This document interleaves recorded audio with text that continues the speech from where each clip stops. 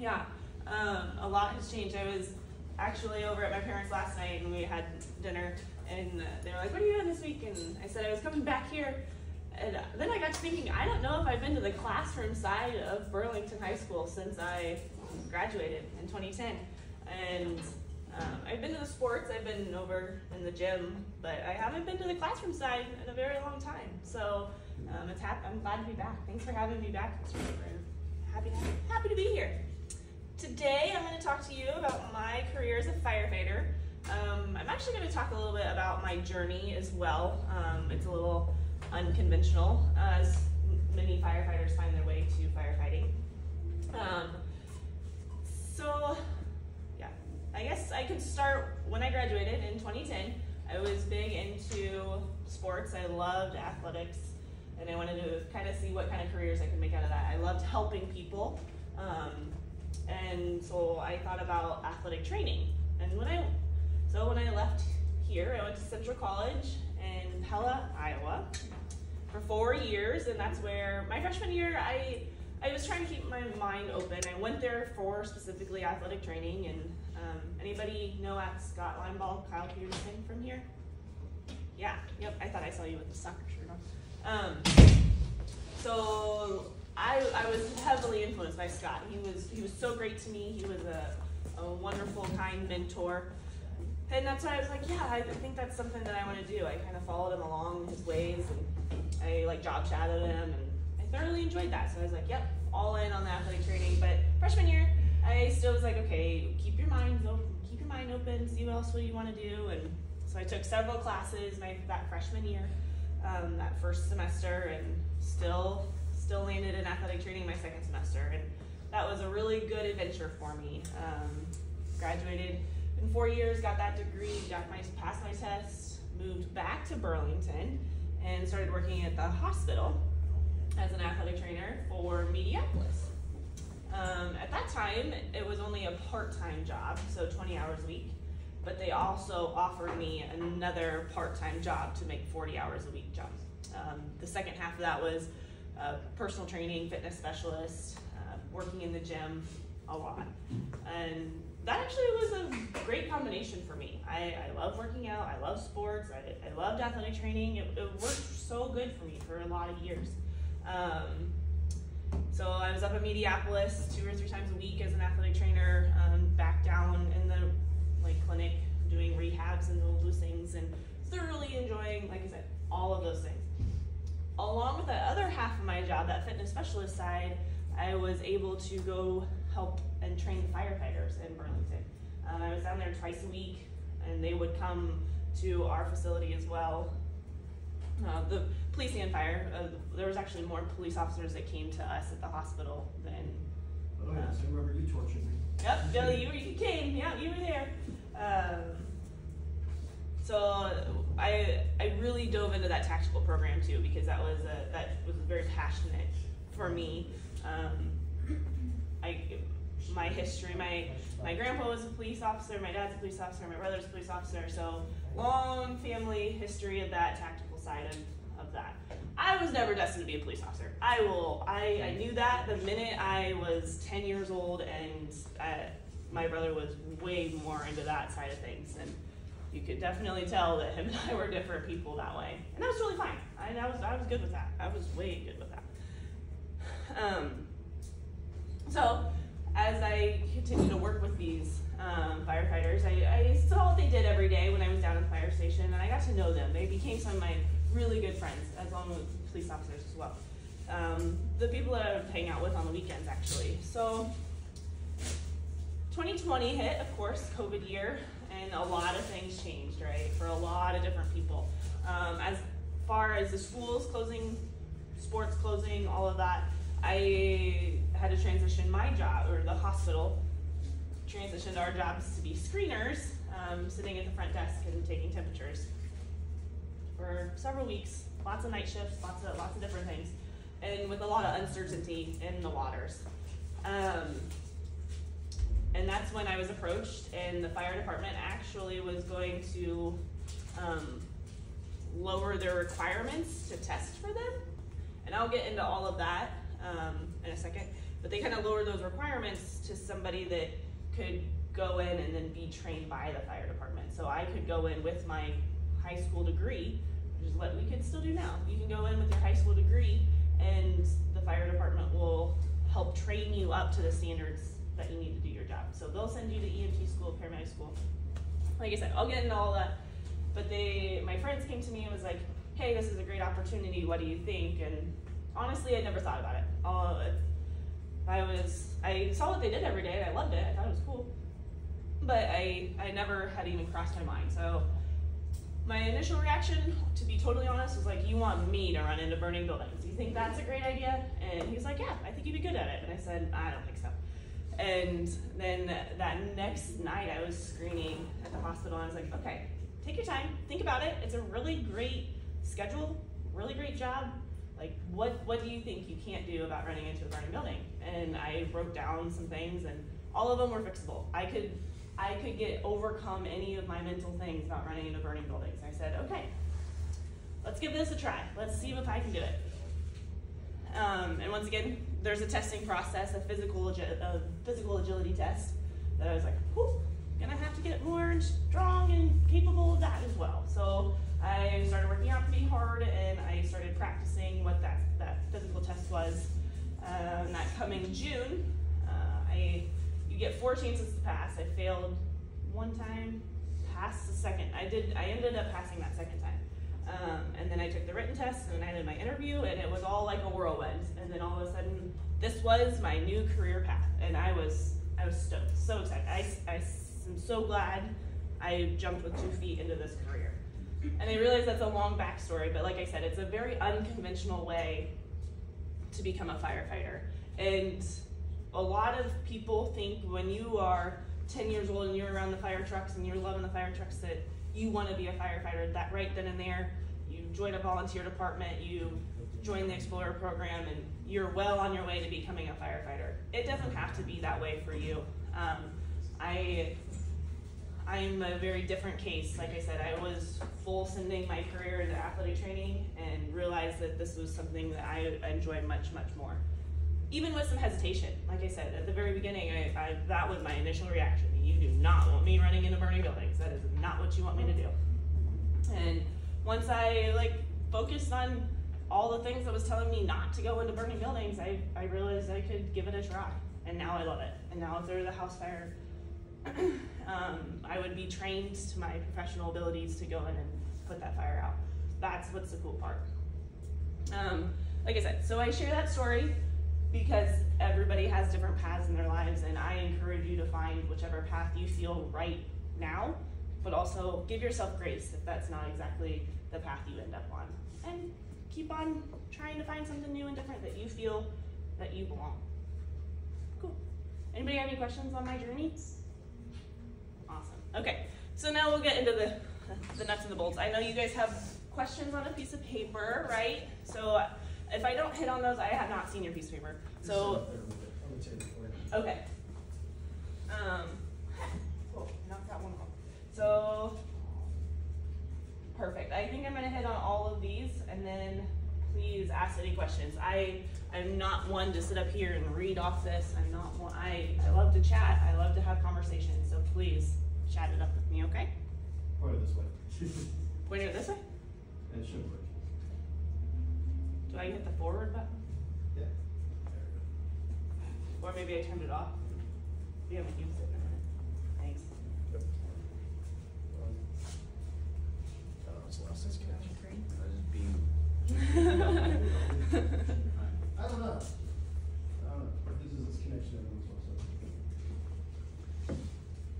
That would have made a difference. There we go. It was just on the wrong screen. Oh, okay. Perfect. Thank you. So I have now been, thank you, 2020 was when I got hired on. So I've been there for a little over 3 years. I went on, I'll probably phrase to it as a 0. And I don't, that's not, we are more valuable than 0. But I went in with no experience is what that means. So I had to get trained to be an EMT, I had to train to become a firefighter, and I had trained to become a paramedic. So finally got my all certified, everything to how I could perform my job July of 2022. So I've been doing my full job for a little bit, like over a year and a half now. So that is kind of where I'm at. In the United States, there's 1.3 million firefighters. 350,000 of those are paid firefighters. So there's lots of different ways that firefighters do their careers. They are career, which is what we are. We get paid every day. I go into the fire station, I get paid to be there. I get paid to go in for fires. I get paid to go into calls.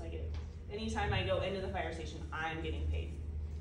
There's a different levels to that. West Burlington, they are paid on call. So they receive a call, they go to the call, they get paid for that call. If they have a meeting, I don't really know their ins and outs, but if they have a meeting, I don't think they necessarily get paid for that. They just get paid for the calls they go on. And then you have somebody like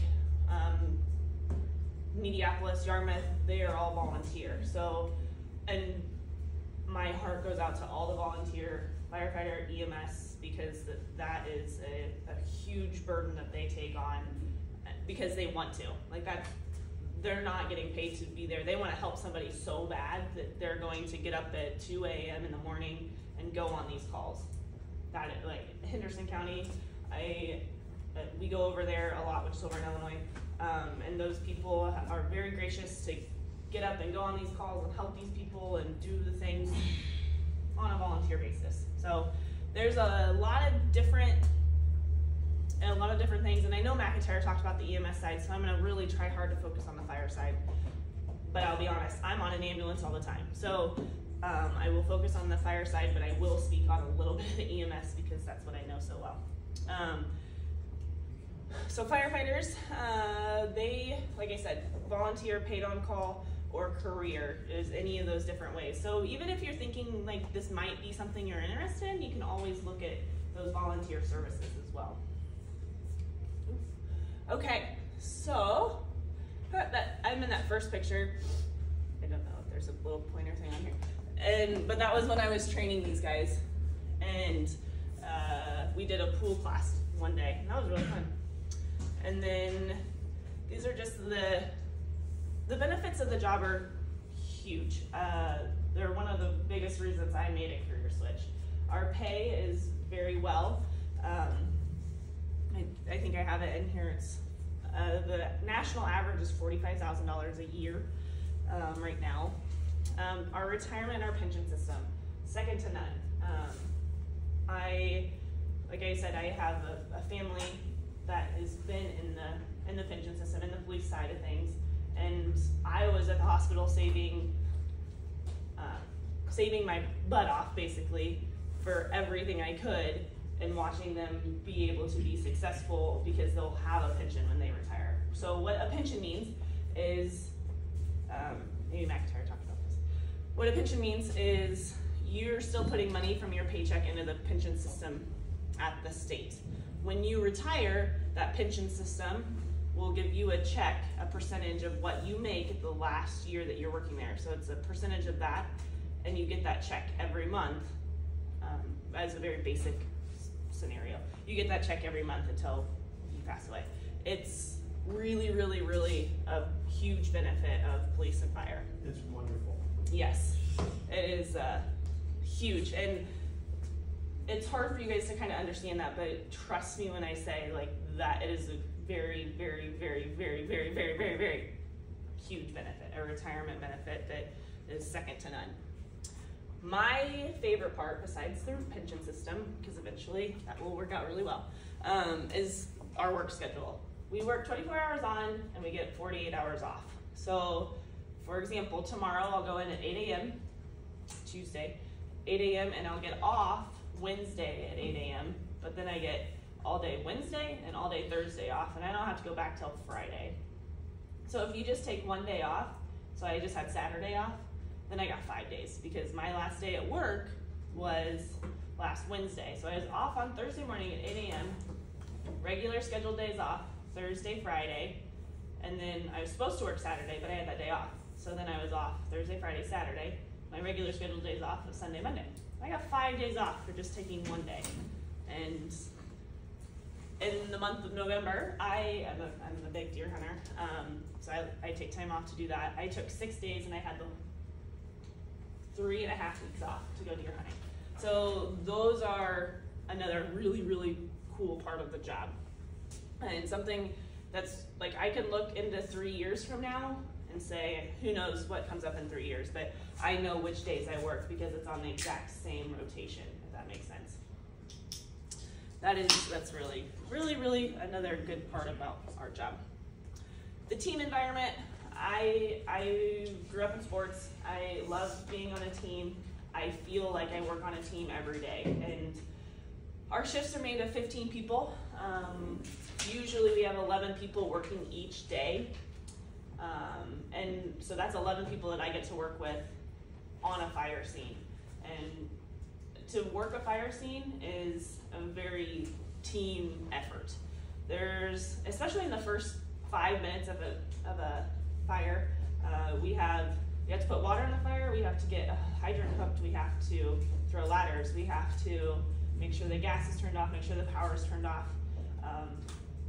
and advancing line into further making sure that we're getting water on the fire. And then we have to make sure that nobody's in there still. So conducting a primary search, conducting a secondary search, making sure that all of these things are clear and done within 5 minutes. You have to have a team to do that. There's no way one person could go and conduct all of a fire scene, the first 5 minutes of a fire scene by themselves. No way. Not even a chance. So I'm thankful for a huge team environment. And I can look next to my person, then the person next to me, and know that they know what I'm doing, I know what they're doing, and we're going to successfully put this fire out and save as much as we can. So there's different job duties. You don't know the minute you go into work tomorrow at 8 a.m. Sure, we have training on the calendar, we have things that we will do if we don't have calls, but as those 911 calls drop, we don't know what's coming, and that's one of my favorite things too. I love the variability of my day. That call drops, then when I say that, so 911's called, then DESCOM calls us at the fire station and then alerts us of what to do. So each tone's a little bit different. So an EMS tone will sound a little different, and then you engage in that and see what you have there. And then your fire tone's even a little bit more different. And if there's a big long pause after your fire tone, you probably are about to go do a good job. So every little tone, every little thing, you start to notice are a little bit different. And that makes it fun too. I love the variability of the job for sure. Hands down without. So each day, so last day, oops, I need to fix that. Last day when I was at work, Wednesday, I was on the fire truck. So usually, like I said, I'm on an ambulance, but when I am on a fire truck, what does it look like in my 8 a.m. duties? I show up at 8 a.m., we have a meeting. I usually show up about 7:30. We have a meeting right at 8 o'clock, so they're probably just getting done with that. In that meeting, we talk about what we have for the day, our personnel, like who we have, what other extra things we might need to be doing in the day. And then we usually talk about a quick little morning meeting. Training, and that training can be streets. You know, we'll get quizzed by our officers. Our officers are like our bosses. They're like, hey, where's Disque Street? Anybody know where Disque Street is in Burlington? Good. You don't count Mr. Carver. Yeah. So they'll find the most random streets, and we usually are like, nope, gonna have to look at our map books for that one, or look at our old timers that have been there for years, but they're almost all gone too. So, Sandell, you got that one? Yep. Yeah. They just put a sign on that one finally. Yeah. That was always the fun one, that stuff already done. Yep. So yeah, and then we might even look over different fire hydrants. So a lot of our fire hydrants are changing, and they're changing to what's helpful for us. Like our connectors go right into it, and we don't have to have that special connection. So we'll talk about anything in those morning meetings. They're good. Then we get out of morning meetings, and I will go right to my fire truck. And where I'm sitting, I have an air pack. So I don't have a picture of the inside of the fire truck, but where I sit to go on calls, the air pack's in my seat. So that's what I have to make sure that is ready to go into any fire, and that's my lifeline. That's what I breathe on when I go into a fire. So I have got to make sure that checks out, because if it doesn't, then I'm running into a house fire without any air, and that's on me because I didn't check my air pack. So go through all of your air pack checks, make sure that your lifeline is good to go, ready to roll, and that your equipment. So each morning, I always know I have 4 things to grab off my hook. It stays downtown, and you have your coat, you have your helmet, you have your pants, and your pants go into your boots. Maybe, sorry guys, maybe next class I'll bring my gear in, but I don't have it with me. And so you have your boots, your pants, they're all kind of in one, and then I have my radio in my left boot strap and my hood in my right boot strap. So I make sure that all of those things are there. Because when it's time for a fire, you put your boots on, pull your pants up, and they're like overalls. So then you throw on your overalls, then you throw on your coat like a winter coat. And then you have a hood that protects your neck and your ears. So being a female, you have to put our hair back, obviously. So if I had to go on a call, I'd tie my hair up real fast, and then that hood goes here, and it kind of comes here. And then you put your helmet on. And then my 4th thing is a little, they call it a man bag. Now that there's more women at the fire station, they're trying to come up with different names for it. It doesn't matter. You don't care about that. But it just has my extra gloves, my extra hood, anything extra that I might need on a fire scene. So those are my 4 things that I make sure that are on the truck with me all the time, and that they don't go anywhere. Our face piece, it sits on my jacket. So everybody has their own face piece that we are fitted to, and that's what we connect our regulators to. And we can breathe through that. That's the face piece to the regulator to the air pack is what makes us be able to breathe. I should maybe adjust that here. And so you gotta make sure your face piece is functional too, because if it has a big crack in it, anytime you lose that seal, you'll not be able to breathe inside those fires. So okay, I had to make sure all of my stuff's there. And then now it's time for station work. So we got to make sure our station's clean, because it's where we live for 24 hours. And let me tell you, sometimes the guys can leave some dirty dishes and make sure things are not always picked up, and we do a good job about 9 o'clock in the morning making sure everybody pitches in to clean up a little bit.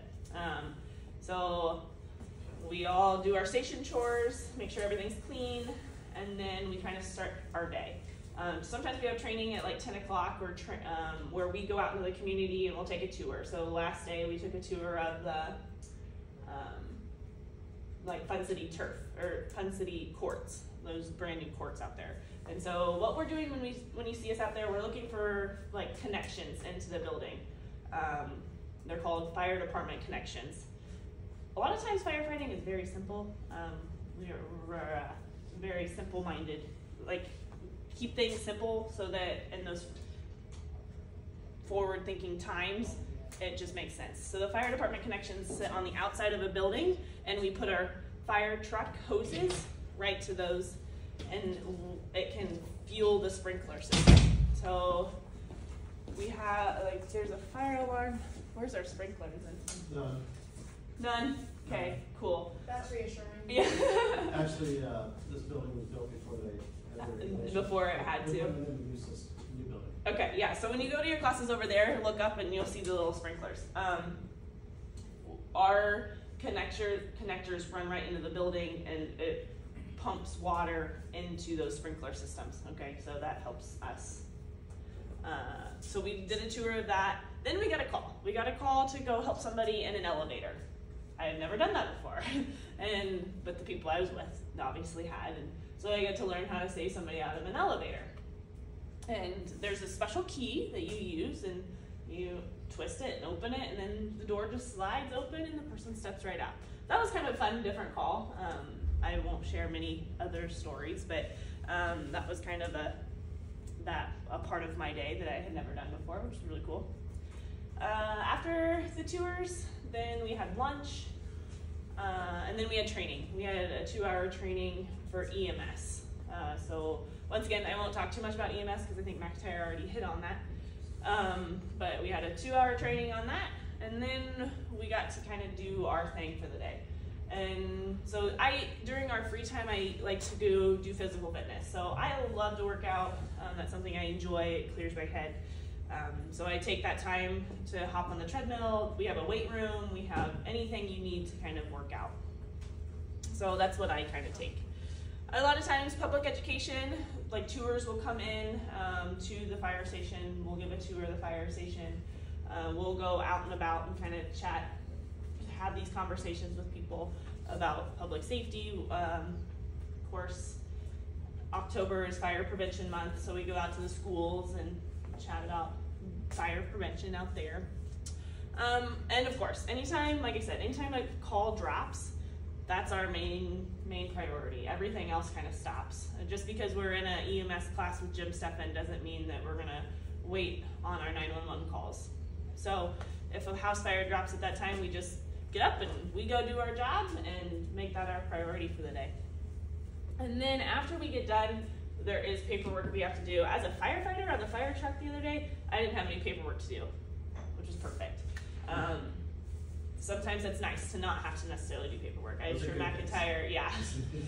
McIntyre probably hit on EMS paperwork, and that's getting a lot more efficient. I'm getting more efficient at it, but it does. It still takes me every EMS call. I usually still about a half an hour to an hour of paperwork per call. But when I'm on a fire scene, I don't have to do any of the paperwork. My bosses do. So that's kind of fun too. So that's kind of your daily, you run your calls, you do your training, you get your workouts in, and about 8 o'clock your bed is supposed to be made, so we do get to sleep at the fire station. You make your bed by 8, we get to go to bed, and at 9 o'clock, anytime after that is like your free time to do that. So our bedrooms, I don't know if anybody's been down to the fire station? No, not for a while. You guys are always more than welcome to come down and see kind of what we do, where we live each third day. My advanced class will take a tour. Okay, cool. Yeah. So yeah, maybe take the advanced public safety class. Yeah. So there is a bedroom, and everybody kind of has their own little cubicle. It's like a half wall. Like I can't really see over it. Well, I can see over it, but everybody has their own little bed chunk of space. And our new fire station, anybody over 18? Anybody go vote for that? No, not yet. I was gonna say thank you, or thank you to everybody that helped pass that vote. So our new fire station on the north side of town will have our own bedrooms, which is kind of nice as far as like the male firefighter thing goes. Otherwise, it's all good. And then in the middle of the night, if there's a call, obviously you wake up, you run to your fire truck, and you get in your gear and go on the call. So that's kind of a full day. And then 8 a.m. the next morning, we have to unload the dishwasher. There's still some chores that you have to do. You gotta make your coffee, unload the dishwasher, kind of do some different things in the mornings. But then your relief comes in about 7:30, 8 o'clock, and you get to go home. So 24 hours is done and over, and usually it goes by pretty darn quick. So, how can you become, how can you start this? And I already see that they've kind of talked about Captain Howard and Officer Galejos having Beaird contact. They didn't hit that much, so.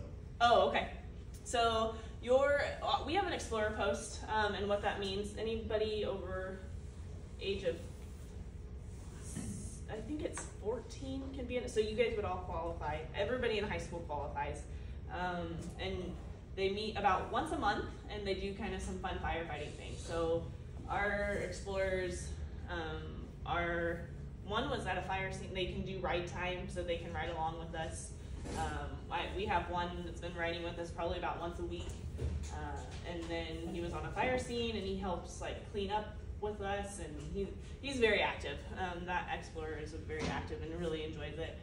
Those monthly meetings, you come in and do something cool each time.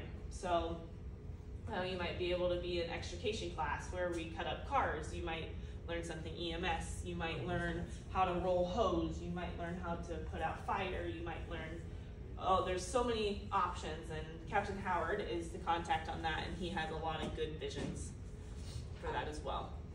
Joining a volunteer department is another idea. So West Burlington would be your closest option, and I don't have much contact information for them. That's kind of, honestly, Lieutenant McTaggart or Lieutenant Walters would probably have a little bit more information on that. So feel free to reach out to me, and I can get you to the right personnel. They're having some changes over there that I don't feel comfortable telling you this is who you should contact. Kind of start working on your physical fitness. So like I was saying, there is a test, and I'll get to that too. There's a test that we do, and you have to be able to drag a 120-pound dummy. You have to be able to hit a sledgehammer, and there's just some other physical fitness things to get into the career that you have to pass. But then once you're in the career, staying physically fit, staying strong, because it is your expectation. Obviously, if you have to make a rescue of a human, you are expected to be able to make that rescue in an efficient manner. So you do want to be strong. You want to be able to do the job. And a lot of times, firefighting puts a huge cardiovascular demand on your body. It makes your blood really thick, like oil. Makes it hard to kind of pump that blood through. So your heart has to be very strong to meet the demands of fighting a fire. Getting into education, and I do know that McTaggart talked about starting in like an EMT program, a paramedic program. Those are huge advantages to getting on a department. Once you have those certifications, because fire and EMS go hand in hand. A lot of places in the whole entire country. So anywhere you move, you're probably going to see that EMS fire correlation. Unless you want to just stick to the volunteer firefighting, you're probably not going to find, unless you move to like Chicago or New York, that Detroit.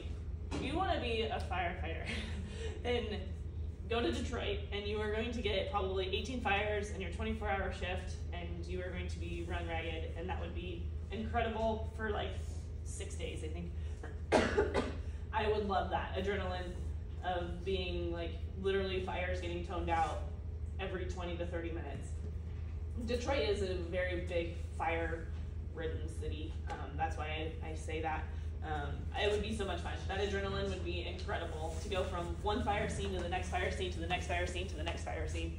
And but probably by day 6 of doing that, you would probably be like, wow, this is a lot of firefighting. And right now it's in the city of Burlington, our fire calls are not that immense like Detroit. Last Christmas Eve, we did have 3 house fires that day, and that was like a significant amount for us. There was 2 at the same time, and I don't know the last time that happened, but that was a whirlwind. And then I was working that day, so I came in that first fire, and then that second fire paged out, so I was first on scene to that second. Well, we were all kind of filtering in for that second one. And then we were cleaning up, getting everything dried off, and it was cold. It was really cold that day. And all of our gloves are frozen, our coats are frozen. And then another one drops out clear on the north side of town. So that was 3 in one day, and that was kind of a lot for Burlington. Crazy day, crazy fun day. I had a blast that day, just because of, but there's just a lot of more demands of that on that firefighting side, because you're still advancing hose lines, and you're still expected to do just as good a job on that third fire as you did on that first fire. When your body's kind of at probably 15% tanked, you're exhausted, you're still expected to be 100% in your job. So,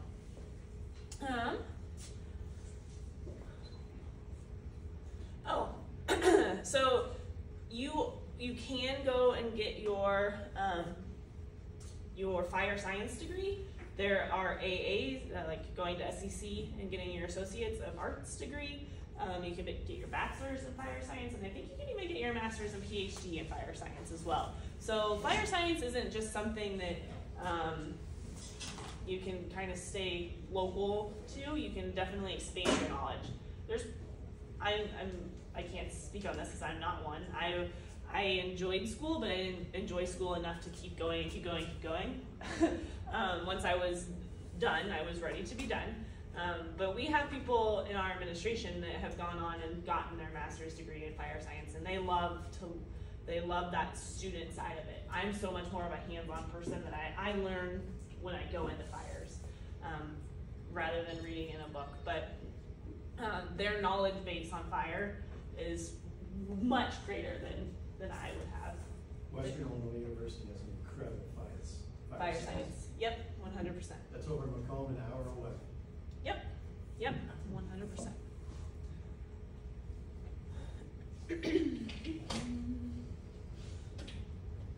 Other things to kind of keep in mind.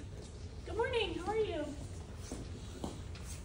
Other things to kind of keep in mind are joining that volunteer or kind of getting on an ambulance service, but trying to have like a clean driving record, trying to have a clean criminal record. Those are all things that are going to set you up for success in getting on at a fire department. Our values at Burlington Fire Department are honor, accountability, compassion, integrity, and caring. So those 5 values are what we look for in candidates as well. So kind of keeping that in the back of your mind as well. Trying to be the best person that you can be in society. It can set you up for a good career as well as in a fire department. Okay, so this is where we're talking about the testing part. I don't know. This picture here is the Kaiser sled. There's a video, I don't think that's the actual video, but in the video on YouTube, we'll show you each step of our CPAT test. What a CPAT stands for is Candidate Physical Agility Test. And that's going to be that test that we do every April or May. And you have, what? I'm going to show you a video of that. Okay, perfect, that'd be great. So you are on the steer mill for 5 minutes first with a 75-pound weight vest on. With that 75-pound weight vest, after you're done climbing the stair mill for 5 minutes, you get off of that, and then they take 25 off. So the rest of the course is all done in a 50-pound weight vest, which they do that to mimic our gear. So when we have all of our gear on, like I was telling you, the pants, the boots, the coat, the air pack, the helmet, the face mask, all of it equals about 75 pounds. So that's what they're trying to simulate on that. So the rest of the course, you have your 50-pound vest on, you raise a ladder, you have 2 dumbbells you carry, you drag a hose, and then you kneel and pull the hose towards you. And then this Kaiser sled, this was the part that killed me. And if you ever want to do this, call out to the fire station and ask to practice on this bad boy before you go and do it. It's supposed to mimic a sledgehammer. So you have a sledgehammer in your hand, and you have to hit that in the best, most efficient way possible to get this big sled in between your legs, like 50, the markings on there say 50, but I can't tell you if those are inches, or I'm not very good at that. But it's like, as long as this is, you have to get it from here to here. And when you're swinging, I'm used to like getting firewood, right? So just swinging and you land on the firewood, all good.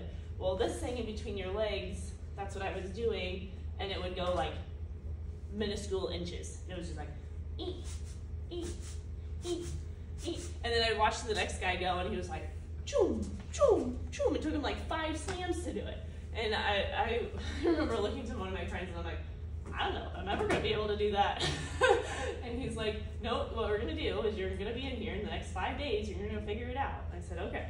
And so those next 5 days, I had to learn that instead of the big, like, I had to do like short, choppy ones and just making it like, make the contact most efficient. Because when I was doing the long ones, it was like over here, and then over here.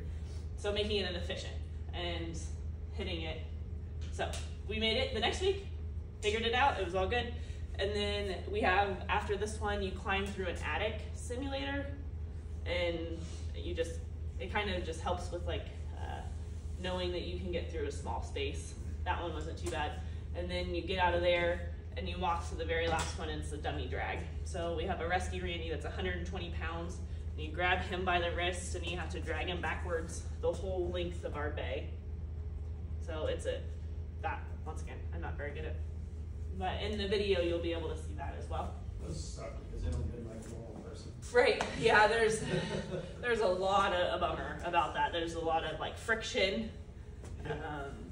And you can't, if I could, in real life, if I had to make a rescue on somebody in a house, I'd grab you by your arm, like underneath your arms, pick you up, and put you out, as much of you on my chest as I can, and then drag you out. This guy, you have to pull by your wrist. It's a little bit less efficient, but. What? That would dislocate your shoulders. To pull somebody, well, let me put it to you this way. Of course, we want to do as least harm to the human as possible, but if it's rather get you out of the ideal or the environment that you can't breathe in, the lower, you can't breathe in that environment, so I have to get you out to clean air. If I dislocate your shoulder in the process, I apologize, but I'm going to try and get you to clean air where you can breathe. So it's kind of a Dislocated arm. yeah. And so then once you pass this, then you take a written test. And what that written test is, like the SATs, the ACTs, it's kind of a standardized test. There was a question about pulleys on it, and that throws me. It was like, okay, if there's 10 gears, which way would it end up going back the other? And I remember sitting there like tracing the gears, and there's a super easy mathematical thing. I think it's probably, if you take this test, don't use this, but look it up before you go. It's like, if there's 10 gears, then the cord will be going the opposite direction as the first one going in. Or if there's 11 gears, it'll be going the same way. It was a very simple thing, but I remember sitting there taking like 10 minutes on this stupid question. But it's just a very standardized test. Do your very best on it, and then do well in your interview. And then once all of that kind of, so the civil service list, what that is we certify a list, and that means that we can hire you off of that list.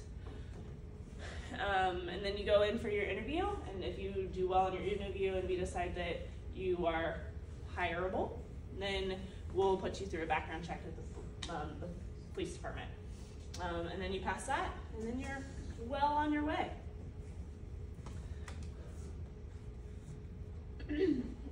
So what we kind of are looking at is the fire career is one that's not growing as fast as some of the others. So it's a slightly below average growth rate nationally. Right now at Burlington Fire Department, we are hiring like crazy. There's new people, what did we decide? 80% has less than 3 years of service on. So we're growing like crazy. We have a lot of young people coming up, and we'll continue to hire and hire and hire as much as we need. You guys are sounding like a police department. We are, yeah, yep. So like I was saying, $45,000 a year starting off, and that's just to be a firefighter. Without your paramedic certification, that number would go up. And then there's always advancements. So as a firefighter, there's our officers, there's people that above us, there are bosses, a lieutenant, a captain, and a battalion chief. and then you have, and that's on one shift. So those 3 officers, so McIntyre is a lieutenant, so McIntyre is my boss on my shift even. And then you have Captain Howard, who's also on my shift, who's the Explorer Post Commander. And then we have Luke Sneller, who's my battalion chief. And then we look into Fire Marshal Robert Burt. And then you have Deputy Chief Toops, and then Fire Chief is Chief Trexel. So there's so many opportunities to kind of grow up that ladder as well. So kind of as a firefighter, I didn't talk on the academy, and that's something that I really wanted to discuss on the fire side. So my journey, I went to EMT school, and then I went to 8 weeks of fire. They call it fire camp. So I don't mean to, it is fire academy, it's 8 weeks, and we are in live fire every day. Probably 2 or 3 fires a day. There was one day we did 5 burns, I think. And so that was perfect for me because I had never been into a fire, right? I had never done that before. And so for me to get that hands-on experience was absolutely perfect for me. And that's when I knew I loved to fight fire. That's when I was like, okay, I got this. I feel comfortable, I feel trained, I feel safe, I feel exactly as though I can look out for the hazards in a house fire and know to be safe now. Through that 8 weeks, it was military-esque. We did a lot of push-ups, we did a lot of overhead arm claps. We did a lot of that military type exercises. We learned how to put on our air packs fast. We had to put on all of our gear with our air packs, mask, everything, ready to go on a fire in 45 seconds. And we did that every single day, 2 or 3 times a day. And then we learned how to become a firefighter 1, is what they say.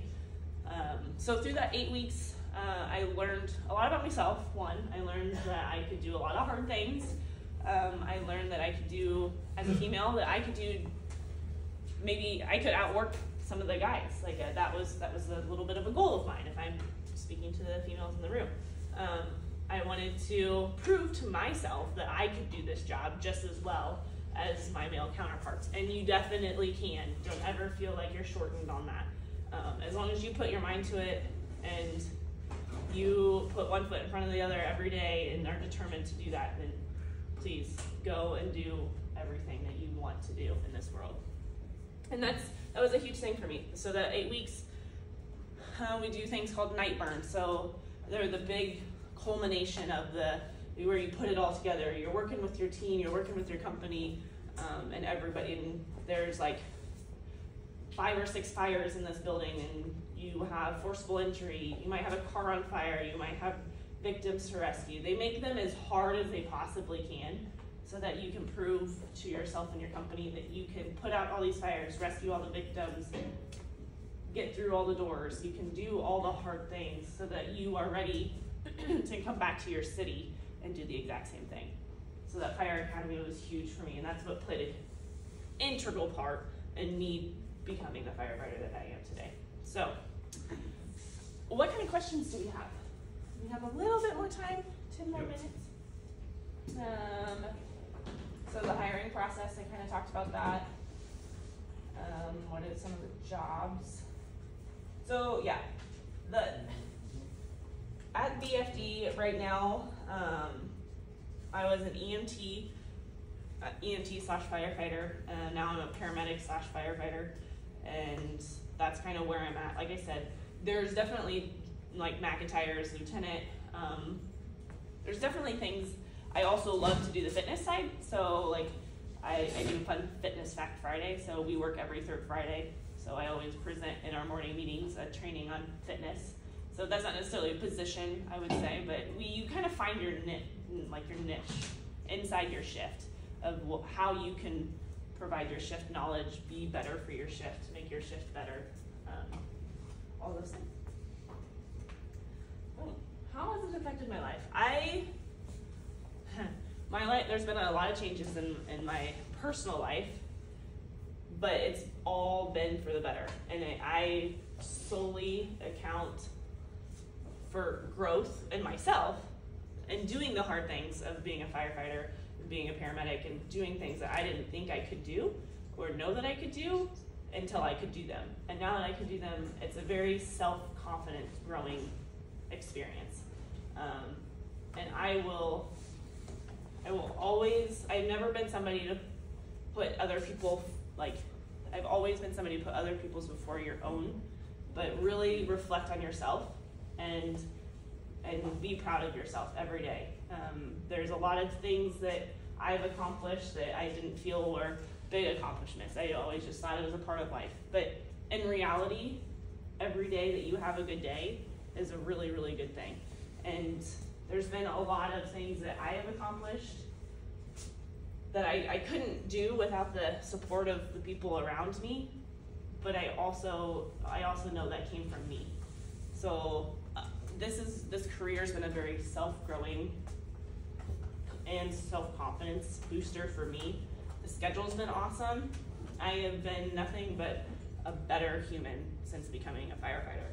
And I will 100% stand beside that statement for the rest of my life. It has been a really, really, really good change for me. Not that athletic training wasn't what I was needing in my life, because I loved that and I stuck with it. I did both my jobs for a long time. And now that I am solely a firefighter paramedic, I love it. I love it, and it's done nothing but do really good things for me. And I want everybody in here to chase exactly that feeling of knowing you belong somewhere, knowing you're doing a good job, knowing that you're going out in the community and making a difference, knowing that you're doing something good for the community, knowing something you're doing good for yourself. And putting yourself first is sometimes not a bad thing. What kind of questions? How are we doing? Did we have fun?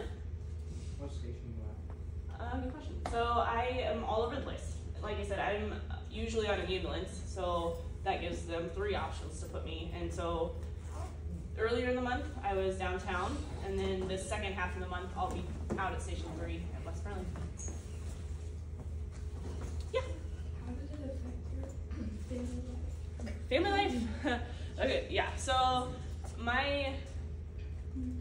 it's been really good. So my family is all police officers, and I'm a firefighter, so that's been a really funny thing. A lot of dinner time table conversations are giving me crap for being the hero and that everybody loves a firefighter. And I'm like, yeah, I don't know why you guys think it's funner to be a police officer, because everybody does love a firefighter. We do to save the day. So, but it's always a thing, and probably always will be a thing. And we're to the point now that my mom and sister-in-law will tell us to just stop the bickering, because it's gotten to be, it's all in good fun. We enjoy it, and I'm very proud of my brother, very proud of my dad. And as far as me, I live at home by myself, and I love that too. That's been fantastic. So,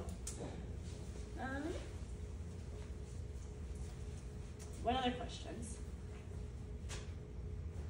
If you guys do have any questions, please write down my email. I'm happy to answer anything. Like I said, this has been a really, really good career path for me, and I hope to inspire you to maybe find something to do with firefighting as well. All right, guys, let's give it up for Hillary.